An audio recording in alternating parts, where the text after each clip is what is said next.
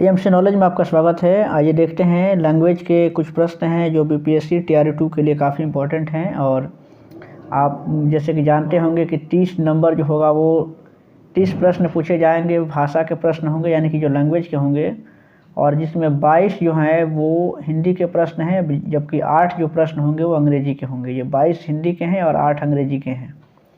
क्योंकि लैंग्वेज हम जानते हैं कि ये क्वालिफाइंग नेचर का है, इसमें सिर्फ आपको क्वालिफाई करना है और इसके लिए आपको 30 नंबर में से 9 नंबर लेकर आना है। यानी कि 30 में से 9 नंबर आपको चाहिए और उसके बाद से आप अगर 30 में 9 नंबर आप प्राप्त कर लेते हैं तो आप क्वालिफाई कर जाएंगे। तो बहुत ज़्यादा मुश्किल भी नहीं है, लेकिन इसे लापरवाही करना भी ठीक नहीं रहेगा, क्योंकि लैंग्वेज का भी प्रश्न है तो इसे इतने हल्के में लेना भी ठीक नहीं है, क्योंकि इसमें आपका पूरा हिंदी और अंग्रेजी ग्रामर से कहीं से भी प्रश्न पूछा जा सकता है। तो आइए देखते हैं, यहाँ पे रुक्मिणी पब्लिकेशन की ये बुक है और इसमें लैंग्वेज के 30 प्रश्नों का एक सेट है, जो कि पार्ट 1 जो है वो लैंग्वेज का है, पार्ट 2 आपका सामान्य अध्ययन है और पार्ट 3 जो है आपके विषय का है, यानी कि विषयवार हो, चाहे वो सामाजिक विज्ञान का हो या विज्ञान का हो या फिर किसी भी सब्जेक्ट का हो। तो आइए शुरू करते हैं और यहाँ से देखते हैं पहला प्रश्न आज के लिए। पहला प्रश्न है अंग्रेजी के प्रश्न। देखिए यहाँ से 8 प्रश्न अंग्रेजी के हैं। पहला प्रश्न है कि if I am your brother you will be my. इसमें भरना है, आपको बताना है कि ये प्रश्न कह रहा है कि if I am your brother, यदि मैं आपका भाई हूँ, यू विल बी माई, तो आप मेरे क्या होंगे। अगर मैं आपका भाई हूँ तो आप भी मेरे या तो भाई होंगे या फिर बहन होंगे, यानी क्या तो ब्रदर होंगे या फिर सिस्टर होंगे। इस तरीके से यहाँ पे more than one of the above इसका आंसर सही होगा, यानी कि एक से अधिक इसका जवाब सही हो रहा है। इस तरीके से ऑप्शन डी इसके लिए राइट आंसर होगा। नेक्स्ट है I will call you up at night, the time may be.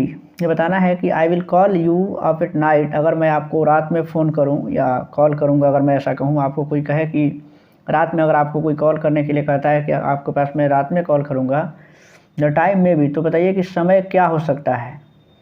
तो इसमें आपको एक कॉमन सेंस की बात आप सोच सकते हैं कि 7 AM है, तो ये नाइट का समय नहीं है, मॉर्निंग का समय होता है जो AM होता है। 4 PM ये भी इवनिंग का समय है, इसको हम नाइट नहीं बोल सकते हैं।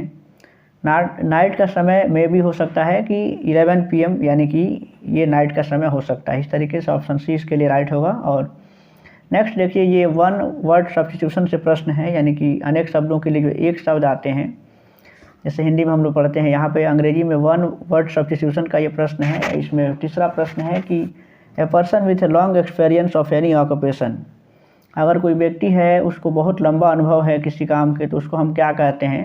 तो उसके लिए एक शब्द जो सही होता है वो है वेटरन, यानी कि अनुभवी इसका सही जवाब होगा। यानी कि वेटरन को, यानी कि a person with a long experience of any occupation is called veteran, यानी कि उसको अनुभवी कहते हैं जो व्यक्ति किसी काम में बहुत लंबे समय से उसको अनुभव हो।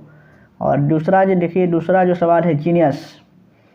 जीनियस कहने का मतलब ये नहीं होता है कि आप जीनियस हैं यानी कि आप बहुत अनुभवी हैं। और तीसरा है सीजन्ड होता है, यानी कि सीजन्ड, इसका मतलब होता है कि जो व्यक्ति सीजनली किसी काम को करता है, यानी कि किसी एक क्षेत्र में, किसी कार्य क्षेत्र में वो विशेष अनुभव रखता हो, तो उसके लिए कहते हैं।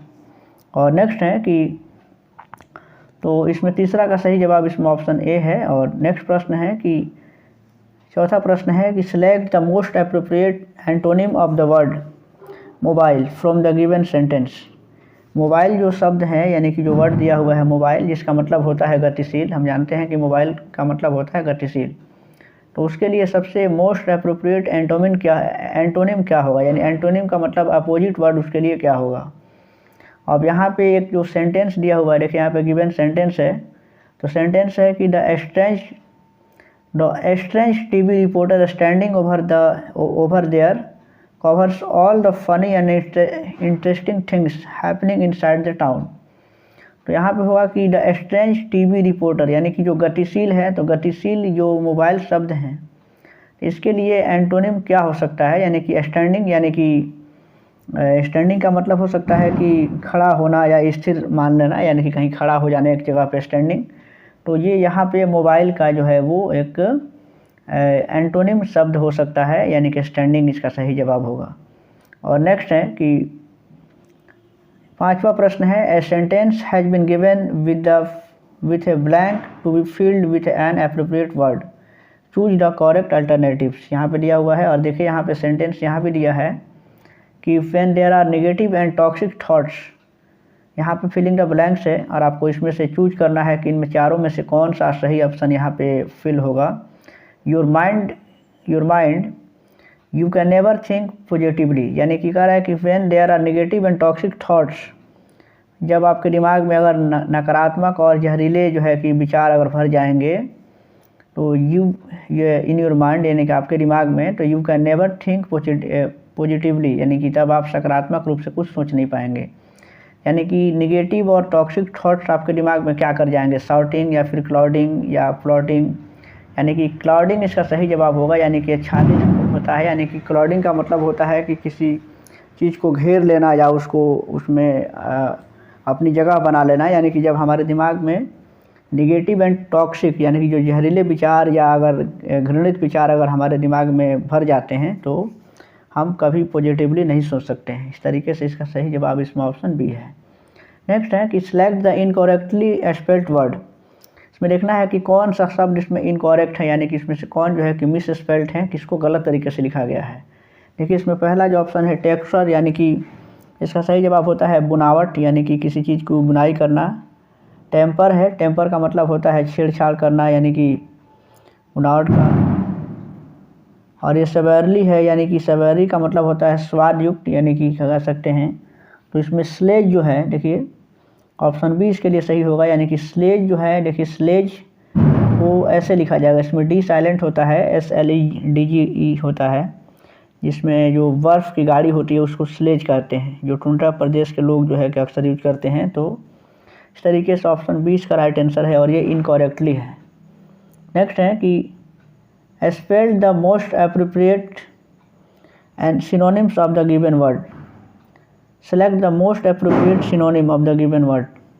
सिनोनिम चुनना है, इसमें से जो वर्ड दिया हुआ है ये देखिए इसमें सिनोनिम है, जो वर्ड्स हैं इसको देखना है कि इसमें से कौन, सिनोनिम का मतलब होता है कि इसका और जो है कि इस वर्ड के लिए, यानी कि ये जो एक्सल्टेशन शब्द लिखा हुआ है उसके लिए और कौन सही जो हो सकता है जो सेम अर्थ दें।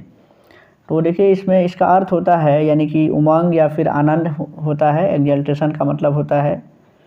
तो इसमें सिनोनिम्स इसका हो सकता है यानी कि एक्सटेसी हो सकता है, आनंद उमंग होता है। इसका मतलब है कि इसमें ऑप्शन ए इसका राइट आंसर होगा, यानी कि पहला ही जवाब इसका सही है। और नेक्स्ट प्रश्न है, देखिए 8वां प्रश्न यहाँ से होगा कि which comes earlier in a particular year. इसमें बताना है कि कौन जो है कि किसी विशेष वर्ष में सबसे पहले आता है। तो देख लीजिए आप, जुलाई है, जून, फरवरी, और ऑप्शन है more than one of the above. तो इसका सही जवाब होगा यानी कि सबसे पहले इसमें कौन आता है। तो ये तो महीनों के नाम दिए गए हैं, जिसमें जाहिर सी बात है कि जुलाई, जून और फरवरी में फरवरी जो है कि सबसे पहले आता है। इस तरीके से इसका सी आंसर होगा सही जवाब। और अब यहाँ से हिंदी भाषा के कुछ प्रश्न हैं। देखिए 9वां प्रश्न है हिंदी भाषा से है, हिंदी भाषा के उद्भव का सही अनुक्रम क्या है। यानी कि हिंदी भाषा का जो विकास हुआ है तो उसका सही अनुक्रम क्या है, यानी कि पहले कौन सी भाषा आई फिर उसके बाद कौन सी भाषा आई। तो इस तरीके से देखिए इसमें हिंदी भाषा का जो सही अनुक्रम है यानी कि पहले पाली भाषा है, फिर उसके बाद प्राकृत, उसके बाद अपभ्रंश और उसके बाद हिंदी। तो इस तरीके से ये सही जवाब इसका ऑप्शन बी होगा। और आप इसको याद कर सकते हैं, देखिए बहुत सही अनुक्रम इसका दिया गया है कि इस तरीके से हिंदी का उद्भव हुआ है। देखिए सबसे पहले पाली भाषा थी, यानी कि देखिए इसमें जो प्रारंभिक जो बौद्ध साहित्य लिखे गए थे वो पाली भाषा में ही लिखे गए थे। और यहाँ तक कि महात्मा बुद्ध ने जो अपना पहला जो उपदेश दिया था, यानी कि कहे कि महात्मा बुद्ध ने अपना उपदेश दिया था वो पाली भाषा में ही दिया था। नेक्स्ट प्रश्न है कि इनमें से कौन सा शब्द विदेशी है। विदेशी शब्द इनमें से कौन है। तो देख लीजिए इसका सही जवाब है, देखिए इसमें विदेशी शब्द हैं यानी कि देशज और विदेशज शब्द आप पढ़ सकते हैं। महल जो शब्द हैं और पपीता जो शब्द हैं ये दोनों ही शब्द विदेशी हैं, यानी कि ऑप्शन डी इसका राइट आंसर होगा, उपयुक्त में से एक से अधिक। यहाँ पर एक बात बताना ज़रूरी है कि हम जो है कि हमारे इस प्लेलिस्ट में आप जाके देखेंगे तो यहाँ पे हिंदी के जो शब्दों के जो प्रकार हैं यानी कि रचना के आधार पे, उत्पत्ति के आधार पे या फिर बनावट के आधार पे, तो आप हमारे प्लेलिस्ट में जा करके आप इन सभी वीडियोज़ को देख सकते हैं। बहुत पहले से ये जो है कि बहुत पहले से हमने इस तरह के वीडियो को अपलोड किया है, जिसमें आपको संधि और शब्द रचना के आधार पर या उत्पत्ति के आधार पर, तो सभी तरह के वीडियो इसमें ऑलरेडी अपलोड कर दिया गया है। आप चाहें तो यहाँ पे देख सकते हैं, काफ़ी अच्छे तरीके से वहाँ पे बताया गया है। नेक्स्ट प्रश्न है, ये 11वां प्रश्न देखते हैं कि अव्यय को क्या कहा जाता है। अव्यय को क्या कहा जाता है देख लीजिए। और ये नेक्स्ट प्रश्न है, अव्यय को क्या कहते हैं। तो अव्यय को अविकारी शब्द कहा जाता है। इस तरीके से ऑप्शन बी इसके लिए राइट होगा। और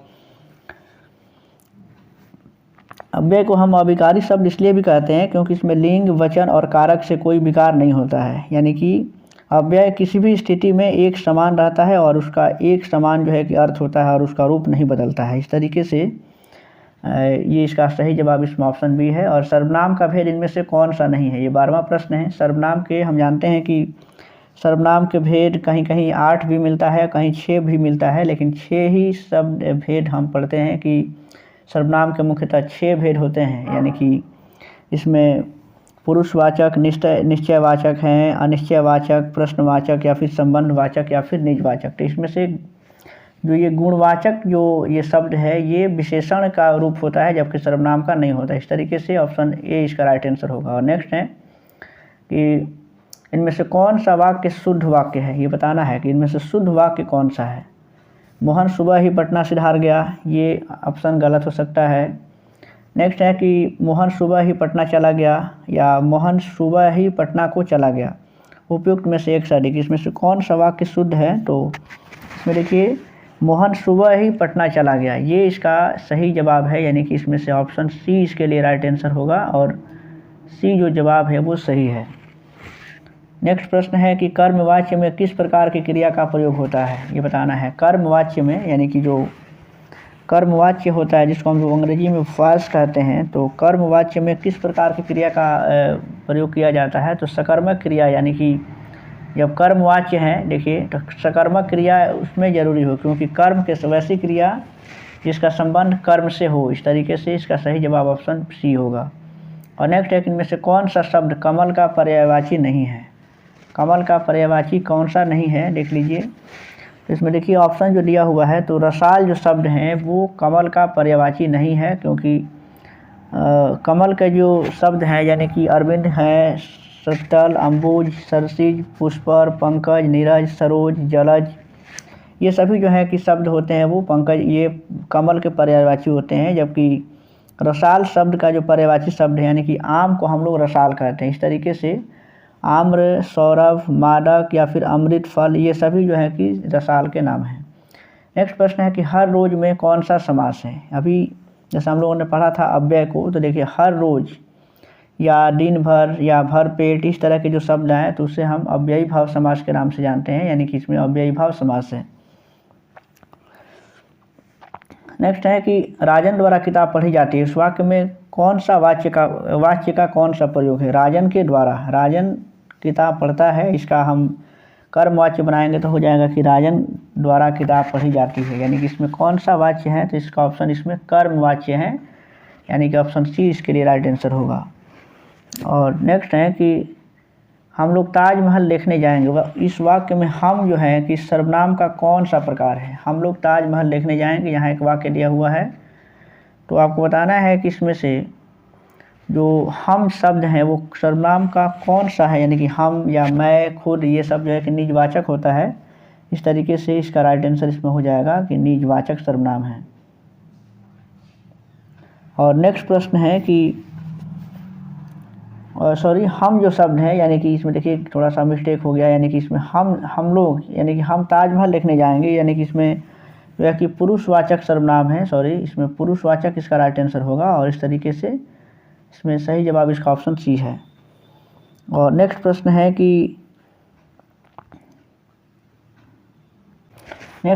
कि व्यष्टि का विलोम शब्द क्या है। व्यष्टि यानी कि व्यष्टि का विलोम शब्द जो है ये वो समष्टि है, यानी कि इस तरीके से इसका सही जवाब हो जाएगा ऑप्शन इसमें ऑप्शन बी राइट आंसर होगा, यानी कि व्यष्टि का विलोम समष्टि होता है। नेक्स्ट है कि दीर्घ बाहु में कौन सा समास है। दीर्घ बाहु यानी कि दीर्घ का मतलब बड़ा होता है, बाहु माने भुजा, जिसकी भुजाएं बड़ी हो, यानी कि बड़ी भुजाओं को हम, बड़ी भुजा वाला उसको हम दीर्घ बाहु कर सकते हैं।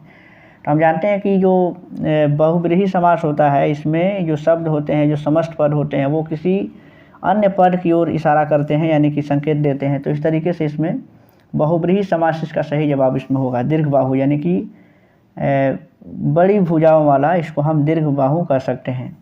वैसा कुछ हो जिसकी भुजाएं बड़ी हो उसको हम दीर्घ बाहु कहेंगे। यहाँ पर और भी ऑप्शन है, देख लीजिए। द्वंद्व समास में दोनों ही पद प्रधान होते हैं, जैसे कि रात दिन, माता पिता, भाई बहन, ये सब जो है कि ये द्वंद्व समास है। जबकि द्विगु समास का पहचान है कि उसमें पहला जो पद होता है वो संख्यावाची होता है, जैसे त्रिभुवन, त्रिभुज, चतुर्भुज, त्रिलोकी, पंचवटी, ये सब जो है कि द्विगु समास होते हैं। नेक्स्ट प्रश्न है, घोड़ों का घर कितनी दूर? इस लोकोक्ति का सही अर्थ क्या है? घोड़ों का घर कितनी दूर, यानी घोड़े तेज चलते हैं। आप इससे समझ सकते हैं कि घोड़ों का घर कितनी दूर, यानी कि घोड़े तो बहुत तेज चलते हैं, तो घोड़ों के लिए दूरी का कोई मायने नहीं है। यानी कि घोड़ों का घर कितना दूर है, यानी कि मतलब हुआ कि घोड़े आसानी से अपनी जगहों पे पहुंच जाते हैं। यानी कि मतलब ये हुआ कि कर्मठ व्यक्ति के लिए सफलता सरल होती है, यानी कि जो कर्मठ है उनके लिए सफलता बहुत दूर की बात नहीं होती है। नेक्स्ट प्रश्न है कि हिंदी में अल्प प्राण वर्णों की संख्या कितनी होती है? अल्प प्राण यानी कि जो व्यंजन होते हैं एक प्रकार से, तो इसमें अल्प प्राण वर्णों की संख्या कितनी है हिंदी में? तो इसमें कुल 19 जो है कि हिंदी में अल्प प्राण है। अल्प प्राण जानते हैं कि किसी भी वर्ग का पहला, तीसरा और पांचवा जो वर्ण होता है वो अल्प प्राण होता है। यानी कि जैसा अगर हम कबर की बात करें तो उसमें क, ग और अंगा जो होगा वो जो है वो इसमें अल्प प्राण होगा। इस तरीके से इसका सही जवाब है कि 19 कुल अल्प प्राण वर्णों की संख्या है। और तैरने की इच्छा के लिए इनमें से उपयुक्त शब्द कौन सा है? तिरतिसा इसका राइट आंसर होगा, यानी कि ये तैरने की इच्छा रखने वालों के लिए एक शब्द है। और जिज्ञासा का मतलब होता है जानने की इच्छा, जबकि कुछ काम करने की इच्छा को हम चिरकिसा कहते हैं। नेक्स्ट प्रश्न है कि इनमें से तत्सम शब्द कौन सा है? तत्सम शब्द जो है यानी इसमें से मनुष्य हैं। तत्सम शब्द कहते हैं जो संस्कृत से हिंदी में आ गए और उसको तत्सम कहते हैं। तो नेक्स्ट प्रश्न है यहाँ से, अब घास पुष्प में कौन सा समास है? यानी कि घास और पुष्प ये द्वंद्व समास के उदाहरण है, यानी कि 25 का इसमें ऑप्शन बी राइट आंसर होगा। और यहाँ से देखिए अब 26वां जो प्रश्न है, यानी कि नेक्स्ट की जो प्रश्न है, यहाँ से देखिए आप पैसेज को ध्यान से पढ़िए। यहाँ पे देखिए लिखा हुआ है कि नीचे दिए गए गद्यांश पर आधारित प्रश्न दिए गए हैं, यानी कि अनुच्छेदों को ध्यान से पढ़िए और प्रत्येक उत्तर के लिए दिए गए 4 विकल्पों में से उचित विकल्प का चयन कीजिए। तो ये काफ़ी आसान है। आप चाहें तो इसमें देखिए आप बहुत ही इत्मीनान से आप वीडियो को रोक करके यहाँ से आप स्टॉप करके और इस पैसेज को पढ़ सकते हैं। काफ़ी आसानी से देखिए इस पैसेज को आप पढ़ते जाइए और उसके बाद इस पर आधारित प्रश्नों के उत्तर देना है। यानी कि सफल व्यक्ति किसे कहा गया है? तो पैसेज के आधार पर इसका राइट आंसर इसमें हो जाएगा ऑप्शन सी, और ऑप्शन सी इसका राइट आंसर है। नेक्स्ट प्रश्न है, देखिए इसका अगला प्रश्न है कि कौन सा चुनाव हमारे बस में है? तो इस तरीके से इसका राइट आंसर इसमें हो जाएगा ऑप्शन बी, यानी कि अच्छी बुरी संगति का चुनाव हमारे बस में है। आप अगर ये पैसेज पढ़ेंगे तो पैसेज में सब कुछ दिया हुआ है, आसानी से आप समझ सकते हैं। सबसे महत्वपूर्ण चुनाव कौन सा होता है? 28वां प्रश्न है और इसका सही जवाब है, यानी कि अच्छी या बुरी संगति का चुनाव सबसे महत्वपूर्ण होता है। इसी के आधार पर हमारा जीवन निर्भर करता है।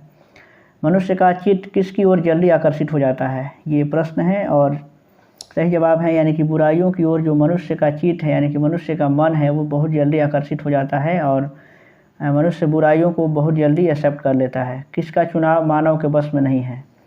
ये आखिरी प्रश्न आज के लिए होगा, यानी कि माता पिता का चुनाव या जन्म मृत्यु का या देश काल का, यानी कि इसमें से सही जवाब ऑप्शन डी होगा, यानी कि उपयुक्त में से एक से अधिक। ये मानव के बस में नहीं है। इस तरीके से ये 30 प्रश्न हुए लैंग्वेज के, जिसमें हिंदी और इंग्लिश के प्रश्न हैं। ये क्वालिफाइंग नेचर का है। आप प्रश्नों को ठीक से देखें, समझें और ये अंदाज़ा लगाएं कि आप कितने प्रश्नों का सही जवाब बना सकते हैं या बना दे रहे हैं। कमेंट में बताइए आपके कितने प्रश्न सही थे या कितने प्रश्न आप इसमें से सही बना सकते थे।